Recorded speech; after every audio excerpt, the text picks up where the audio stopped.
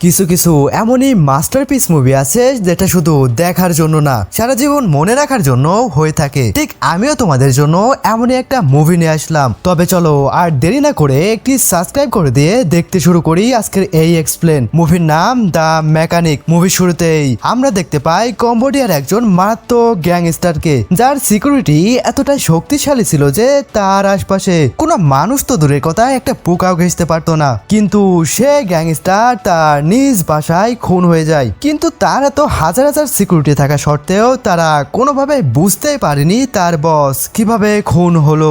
ভাবছো কিভাবে কি হলো? চলো বুঝিয়ে দিচ্ছি। একটু পরে দেখতে পায় সেই গ্যাংস্টার তার গাড়ি বহর নিয়ে বাসায় ঢুকছে। তারপর সে নেমে পড়ে সুইমিং পুলে সুইমিং করার জন্য। সে যখন সুইমিং করছিল তার সকল বডিগার্ড তাকে চারপাশ থেকে পাহারা দিচ্ছিল। কিন্তু হঠাৎ সুইমিং করার সময় তার মূল্যবান ঘড়িটি নিচে পড়ে যায়। তখন সে যখন তার ঘড়িটা উঠাতে যায় তখন তার হাতটাকে একজন ধরে ফেলে। তারপর অনেক চেষ্টা করার পরেও ওপরে উঠতে না পেরে সেখানে দম আটকে মারা যায়। আর ওদিকে পানির উপর থেকে বডিগার্ডরা বুঝতে পারেনি তার বসের সাথে কি হচ্ছে। এমন সময় একজন বডিগার্ডের সন্দেহ হলে সে তার দিকে তাকায়, কিন্তু সে লক্ষ্য করে তার বস পানিতে দিব্যি সাঁতার কাটছে। এটা দেখতে পেয়ে বডিগার্ড সেখান থেকে চলে যায়। কিন্তু পানির নিচ থেকে সাঁতার কাটানোর অভিনয় করাটা ছিল সেই সিরিয়াল কিলার। কিন্তু কিছুক্ষণ পরে তার বাসার লোকজন জেনে যায় তার বস সুইমিং পুলে মারা গিয়েছে। কিন্তু কেউ বুঝতেই পারেনি তাকে মার্ডার করা হয়েছে। আর ওদিকে সেই কিলার বাসার কাজের লোকের ড্রেস পরে সবার চোখ ফাঁকি দিয়ে বেরিয়ে যায়। পরের দিন বিশপ নাস্তা করার সময় নিউজ পেপারে দেখতে পায় গতকাল সে যাকে খুন করেছিল তার মৃত্যু সবাই স্বাভাবিকভাবে নিয়েছে। তার মানে বিশপের মিশন সাকসেস হয়েছে। এরপর বিশপ চলে যায় তার গুরু হ্যারির কাছে, যে তাকে ছোটবেলা থেকে সবকিছু শিখিয়েছে। সে কালকে সকল ঘটনা তার গুরুকে খুলে বলে। তার গুরু বিশপের কাজের অনেক প্রশংসা করে। সে মূলত ডার্ক ওয়েব থেকে এই কাজের অর্ডার পেত। আর ডার্ক ওয়েবের মতে সিরিয়াল কিলারদের মেকানিক বলা হতো। মানে ডার্ক ওয়েবে মেকানিক নিকে সার্চ দিলে খোঁজ পাওয়া যেত এরকম সিরিয়াল কিলারের, যাদের কাজের দক্ষতায় এতটাই নিখুঁত যে কেউ বুঝতেই পারতো না মৃত্যুগুলো মার্ডার করা। কি বিশ্বাস হচ্ছে না তাই তো? এরপরে সিনে তোমরা বুঝতে পারবে তারা কোন লেভেলের মাল। পরের দিন সে একটি নতুন কাজের অর্ডার পায়। সে যখন মেসেজটি ওপেন করে রীতিমতো ঘাবড়ে যায়, কারণ তাকে যাকে মারতে হবে সে আর কেউ না, সে ছিল তারই ছোটবেলার গুরু বিশপ। এটা কিছুতেই করতে চায় না, তাই সে এই কাজের অর্ডার যে করেছে তার সাথে দেখা করতে চায়। কিন্তু সেখানে গিয়ে বিশপ জানতে পারে সে যাকে এতদিন গুরু মেনে এসেছে সে একজন বিশ্বাসঘাতক। কিছুদিন আগে সে যে গ্যাংস্টারকে মার্ডার করেছিল এটা তার গুরু পুলিশকে জানিয়ে দিয়েছে এবং মোটা অঙ্কের টাকা পকেটে পড়েছে। বিশপ এবার ভাবে তাকে এটা করতেই হবে, কারণ এটাই তার পেশা। এবার সে এসে তার গুরুকে মারার জন্য প্ল্যান করতে থাকে। 2 দিন পর সে একটা মোক্ষম সুযোগ পেয়ে যায়। সে তার গুরুকে ফোন করে বলে, আমি ডার্ক ওয়েবে দেখলাম তোমাকে মারার জন্য কি একজন লোক পাঠিয়েছে। বাঁচতে চাইলে তুমি আমার কথা মতো কাজ করো। হ্যারি বিশপের কথা মতো সকল ইলেকট্রিক তারগুলো কেটে ফেলে এবং সিসিটিভি ক্যামেরা সিগন্যালগুলো ডিসেবল করে দেয়। এরপর ইমার্জেন্সি সার্ভিস লিফট করে পার্কিং লটে চলে আসে।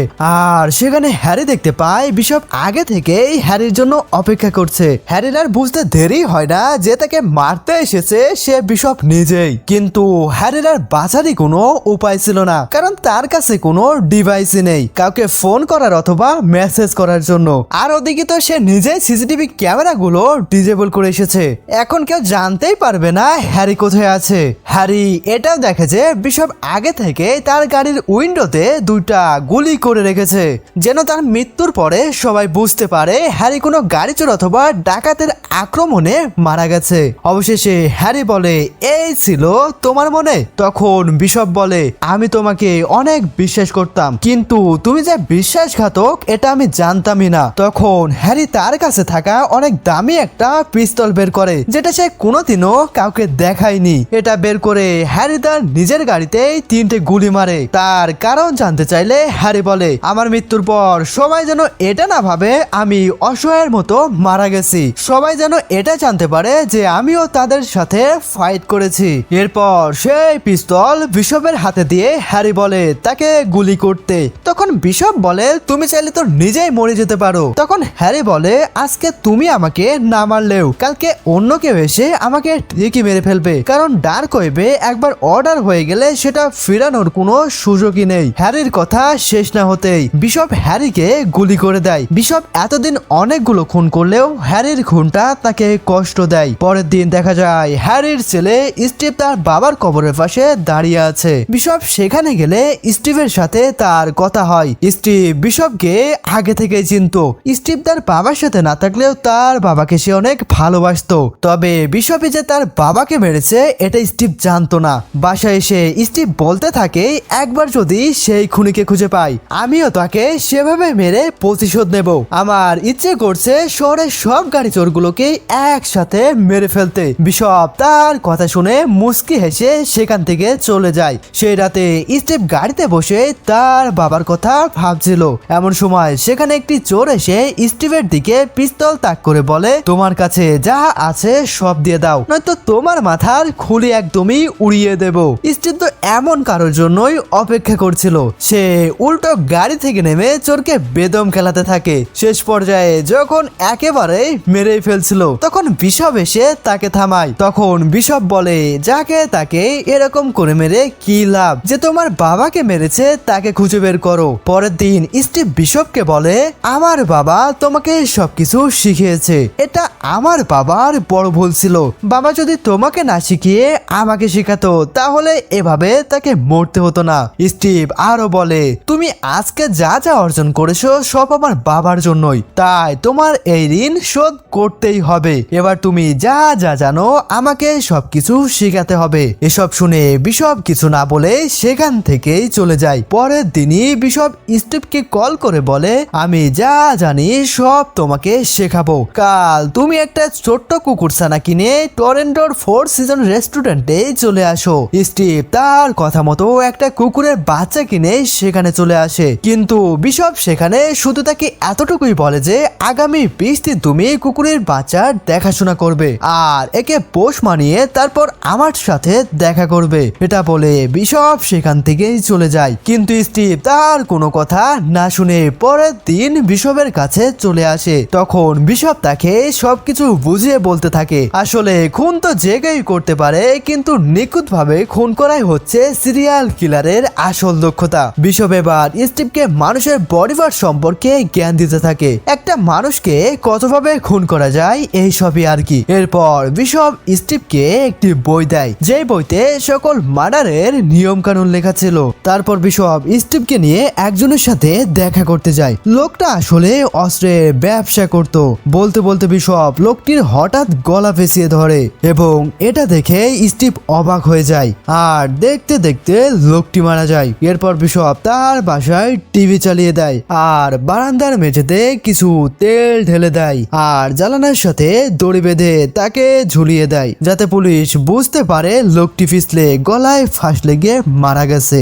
এর বেশ কিছুদিন পর বিশপ স্টিভকে নিয়ে তার বাসায় এসে প্রথম মিশনটি বুঝিয়ে দেয়। এরপর তাকে একটি বই দেয়। এরপর বলে তার যাকে খুন করতে হবে সকল ইনফরমেশন সেখানে দেওয়া আছে। লোকটি ছিল একজন বড় মাপের মাফিয়া। লোকটির ছবি দেখে স্টিভ তাকে চিনতে পারে, কারণ ওই ক্যাফেতে লোকটিকে সে অনেকবার দেখেছে। এরপর বিশপ বলে তোমাকে যাকে খুন করতে বলছি তার দুইটা উইক পয়েন্ট আছে। এর মধ্যে একটি হচ্ছে সে কুকুরের বাচ্চাকে অনেক ভালোবাসে এবং সে প্রত্যেক দিন একই রেস্টুরেন্টে একই সময়ে খেতে যায়। আমি সেখানে তোমাকে এই জন্যই যেতে বলেছিলাম। সে তোমার কুকুরছানা দেখলে খুব সহজে তোমার সাথে বন্ধুত্ব করতে পারে।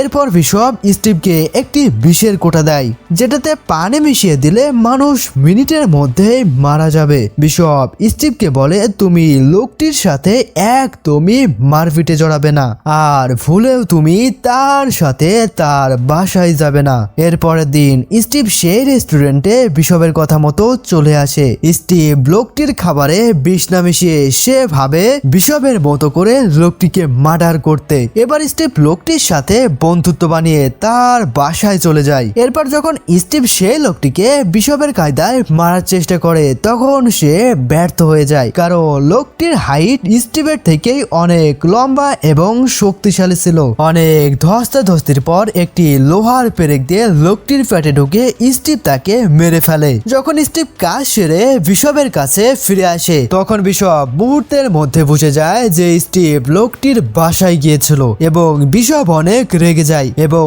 তারপর বলে, আমি তোমাকে নিষেধ করেছিলাম কোনোভাবে লোকটির বাড়িতে না যেতে। একটি মার্ডার কেস যতটা সিম্পল রাখবে ততটাই তোমার জন্য ভালো হবে। তার বেশ কিছুদিন পর বিশপের কাছে একটি নতুন মার্ডারের অর্ডার আসে এবং যাকে মারতে হবে সে ছিল একজন ধর্মযাজক, কিন্তু লোকটা ছিল একটা মারাত্মক ধাপ্পাবাজ। ধর্মের নাম দিয়ে লোকটি কোটি কোটি টাকা হাতিয়ে নিয়েছে। বিশপ আর স্টিভ সে ধর্মযাজকের সকল ইনফরমেশন খুঁজে বের করে এবং জানতে পারে কিছুদিন আগে সে একটি কুমারী মেয়েকে ধর্মনীতি শোনানোর জন্য তার বাসায় ডেকেছিল, কিন্তু তারই কিছুদিন পর সেই মেয়েটির লাশ পাওয়া যায়। এবার বিশপ আর স্টিভ সেই লোকটিকে মারার প্ল্যান করতে থাকে। তারা তার বাসায় ক্যামেরা লাগিয়ে তার সকল গতিবিধি লক্ষ্য করতে থাকে। এই লোকটিকে এমন ভাবে মারতে হবে যাতে কোনো প্রমাণই না থাকে। তারা অনেক প্ল্যান করতে থাকে। তারা ধর্মগুরুকে অ্যান্ডোলিনের বিষক্রিয়া দিয়ে মেরে ফেলবে। তো অ্যান্ডোলিনের হাইড্রোজেনের ফলে প্রতি 5 জনে 1 জন মারা যায়। তাদের এই প্ল্যানটি আনসাকসেসও হতে পারে। পরে স্টিভ জানতে পারে যে অ্যান্ডোলিনে হাইড্রোজেনের পরে যদি কোনো ডাক্তার ডেফিনেশন দেয় তখন বিষক্রিয়ায় অনায়াসে লোকটি মারা যাবে। যখন অ্যান্ডোলিনের ডেফিনেশনে স্পর্শে আসে তখন সেটি বিষক্রিয়ায় পরিণত হয়ে যায়। সে যদি অ্যান্ডোলিনের বিষে নাও মরে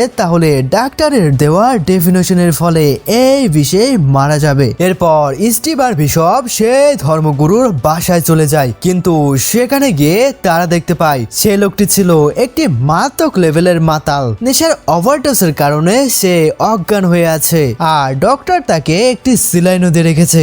এখন যদি বিশপ তাকে অ্যান্ডোলিন দিয়ে থাকে তাহলে সেটার কোনো প্রভাবই পড়বে না। একটু পরে ডক্টর সেখান থেকে ফোন রিসিভ করার জন্য বাইরে বের হলেই বিশপ আর স্টিভ সেখানে ঢুকে পড়ে আর তার গলার মধ্যে একটি পাইপ ঢুকে দিয়ে তার নিঃশ্বাস বন্ধ করে তাকে মেরে ফেলে। তারপর যখন ডাক্তার ফিরে আসে তখন তারা আয়নার পিছনে লুকিয়ে পড়ে এবং ডাক্তার এসে দেখে লোকটি মারা গেছে। তখন ডক্টর বুঝতে পারে হয়তো নেশার ওভারডোজের কারণে সে মারা গেছে।